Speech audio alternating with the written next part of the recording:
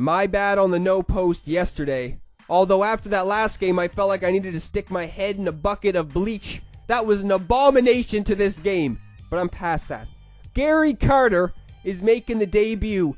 And I just wanted to switch up the catching position a little bit lately, man. Yogi has been on the team for a long-ass time. Probably one of the longest tenure guys on the squad. I think Carl Crawford might have been, or might be the only guy in the starting lineup who has been on the team longer than Yogi.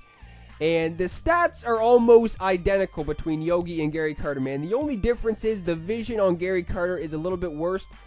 Or a little bit worse. I think I said a little bit worse. A little bit worse. And the fielding stats for Gary Carter are a little bit better. I think the blocking is a little bit better, but the fielding, the arm strength, and the arm accuracy and the reaction are pretty much identical. But the blocking is a little bit better on that Gary Carter, and I've been saying it for a really long time too, that Yogi he's sketchy behind the plate, doesn't really block a lot of shit. You need him to block, but he has a good arm and stuff like that. And I've been doing, just by grinding out some innings and shit like that, I've been able to get some guys. And Gary Carter was somebody I've just been able to pick up.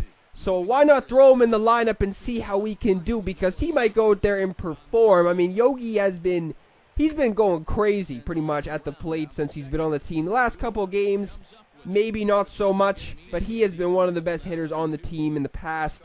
And maybe Gary Carter can fill that void for Yogi when he's not in the lineup. And yeah, I just wanted to switch things up a bit because, Jesus, Yogi, I don't know. It's just kind of a buzzkill when Yogi folds behind the plate and gives up these stupid pass balls and shit. Like, what I find that it costs me the most on 2 strike counts, though, like a curveball or a changeup in the dirt. Yogi lets it go right by him, and then the guy gets on first. And then it may even end up costing me, or he may even end up scoring a run or 2 in that inning when Yogi fucking folds behind the plate. So whenever you get a good catcher with good blocking, throw him in the lineup. And that's what I did with Gary Carter. The hitting stats are pretty much, I think he has better power, I'm pretty sure. I might be fucking failing miserably, but I think Gary Carter might have better power. And yeah, the vision on Yogi Berra is I think the vision on Yogi is 99. The vision on Gary Carter is something, I don't know, 70s or something. So that's pretty much the only difference between the two cards. And if you ask me, that's what separates the 2 overall rating. Like Yogi's a 95 and Gary Carter's a 93. And that's the only thing that makes a difference in the 2 catchers is just the vision. And yeah, what I was saying before with regarding getting Madden, because I know Madden came out, yesterday? And yeah, like I've just been thinking, because I've been seeing some videos on it, and I've been seeing some people posting videos on Madden and shit, and it's just like all these fucking guys already got their amazing teams and shit, and I'm sitting there like, damn, man, if I get this game, it's going to take me months to get a team as good as these guys. And Madden is one of those fucking games you need to put money into the game if you want to even think about having a good team. And I got to ask myself the question, am I getting Madden because I want to? That is a question mark at this point. And at this very moment too, the question I ask is, would I only be getting Madden just out of my, not even out of my own enjoyment, just to post videos on? That is a definite yes. I wouldn't even be getting that game because I really want to. I'd be getting it just because I want to post videos on it. So that is still a question mark, man. Like I said before, I don't know if I'm going to get the game. If I do, it's probably going to be in a week or so. And I feel like Madden is one of those games where people just like feel the need to post. Like a lot of people play Madden who really don't know anything about Madden. They just post gameplay because people ask to post gameplay on Madden. I don't want to be one of those guys, man, who just starts posting games that I don't want to post, because I feel like that takes the enjoyment out of doing this shit. But I mean, it's still up in the air. Like I said, I may get it, I may not. It's still a big question mark. Now in the 3rd inning, I mean, the squad needed to have a bounce back game after that last one, because the game literally screwed me over out of the W. So now I got Mookie up at the plate, hasn't gone deep yet, looking to get his first dinger on the board. Swing and a ball hit high in the air to right center, carrying well, and look out in the pool area, it's a home run. Mookie got people in the pool heading for cover, and that is why I picked up this guy, man. He always has a good inside edge. So people may not think that the Diamond Mookie is that good at all, but he always has a good inside edge, so the power and the contact is always up. And man, he's always at least like a 97, 98, and Mookie, even when he was a gold, was just an absolute monster. So I'm glad I got him in the lineup, man. Needed more speed too, and I still got the steroid junkie at short.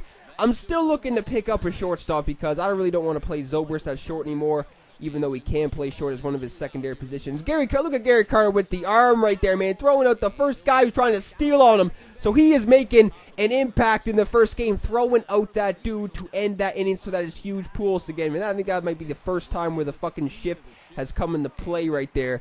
Pujols was getting some good contact in this game, but he was kind of getting the shit end of the stick because the shift. This was pretty much the only game where the shift was kind of playing a factor in Pujols so far. The first couple games I played with Pujols, the shift hasn't been anything. But yeah, man, I'm still looking to get a shortstop. And I don't know, fucking Troy Tulowitzki, the Diamond Tulowitzki, has been dropping like flies lately. Like, it has been crazy how much he's been dropping. He's going for around 130,000 stubs. I saw it the last time I checked in the market, he was going for that price. So I'm still looking to get a guy at short. There's a couple other positions I'm looking to get guys at too. Maybe get another guy, another body in the outfield, because Crawford has been playing center or left pretty much for eternity. So if I can get another guy in the outfield, just rotate him with Crawford or something, because Crawford has just been, he's been a workhorse, and there's no chance I'm going to take him out permanently or anything. Going into the fifth, Altuve is just grounding out, so Gary Carter is up next. He is looking to do some damage. Gary Carter is at the plate now, flied out in his first at-bat. Oh, and there's a drive to deep left center. You can pretty much forget about this one. This is way out of here. Yogi is sitting on the bench, biting his fingernails, praying that lightning will strike Gary Carter, because that is possibly the only way he will be inserted back in the lineup anytime soon. Carter goes deep in the debut, sending a moonshot to left center. And then Mookie is sending one pretty deep, and I don't even know what the hell this guy was doing, at his head between his legs, and that gets by him. So I'm able to score another run, so now it is 4-zip in the top of the fifth. And then with Cargo up with 2 down, oh my Jesus, man, that could have been hit to orbit as well. But luckily for him, I'm just getting under that one, so I'm going to the bottom of the fifth with the 4-0 lead. It is looking good. Sanchez is doing pretty decent on the mound, so I was going to keep him in for a little bit. Also picked up Billy Wagner too, so I was definitely going to put him in this game no matter what happened. I mean, if I was blowing this guy out, if this guy was blowing me out, or if it was a close game, I was going to put Billy Wagner in just to see what he got. So he is going to be inserted in this game very soon. Regarding what I was saying before with the shortstops I'm looking to pick up, that 99 A-Rod from the Rangers is probably the number one guy I'm looking to get, although he is going for a hefty price. I'd rather get him over Tulowitzki. So if I'm going to pick up a shortstop, it may not be anytime soon. Like, I may pick up another guy at short just in the meantime to fill the void for a little bit. Even though the Steroid Junkie is doing a pretty decent job, it's good to have Steroid Junkie on the mound, because whenever he is pitching, that just adds an extra bat to the lineup. So I always like to have him on the mound as much as possible. And I think now he's getting up there in the pitching overall, man. He was a 93 before. I think he might even be like a 95, 96 right now. So I'm probably going to move him back into the starting rotation so I can get fucking David Price out too. I need to pick up some more pitchers, because every single time David Price takes a man, it just fucking pisses me off. So I'd rather start a bronze. I'd rather start anybody who's a bronze over David Price now. No joke. So I'm looking to get some guys in the starting rotation.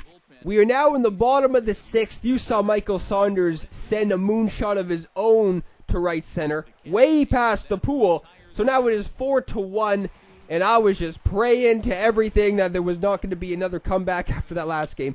If this motherfucker was going to come back in this game, I would smash everything. Controller smashed, PS4 smashed, TV smashed, bedroom door smashed. So I needed to hold this lead more than ever before, but I wasn't getting anything in the top of the seventh. So all I need to do is just hold the lead. So I put in Billy Wagner. Not going to let this guy get to Sanchez anymore. And this Billy Wagner is nasty, man. Has that nasty slider. Also throws like 97, 98 on the gun. It's always good when you have a lefty with a nasty slider. That is just killer against the lefties, and even against the righties too. You can just pound them inside with that shit, and then they won't even know what's coming. And then you can just pound them inside with some fastballs, and they'll think that the slider's coming in shit. So, going into the top of the eighth, Mookie. Mookie is at it yet again, man. People probably questioning whether or not I should be even leaving Mookie in the lineup. And this guy is making a statement of why he should stay in the lineup as well, sending another one deep. So he is increasing the lead for the squad to 5-1. Then Pujols again is getting some amazing contact, but that is just a line out to center field. Donaldson, I was waiting on something high in the strike zone right there with Donaldson, but that is just flying out to right field. So now we are going to the bottom of the 8th. Wagner is just looking to seal the deal the last 2 innings, getting off to a decent start by getting the first guy to fly out to Crawford. So there is 1 down. And Billy Wagner, the new closer on the squad, is just looking to seal the deal. Next guy up, trying to get him to chase the slider down and away right there. This guy's trying to start fooling me and shit, man. I don't even know why people do that, man. Try and just, like, fake button shit. They think it messes people up when really it only messes up themselves, because this guy wasn't getting anything. I know he did hit the home run with Saunders, but that was it. I'm getting the 3rd out of this inning on the fly out to Crawford again. And you want to talk about another fucking guy, one of these motherfuckers, man. This guy quits out. I know I did have a pretty sizable lead, but I mean, come on. Stay till the end of the game. What are you doing?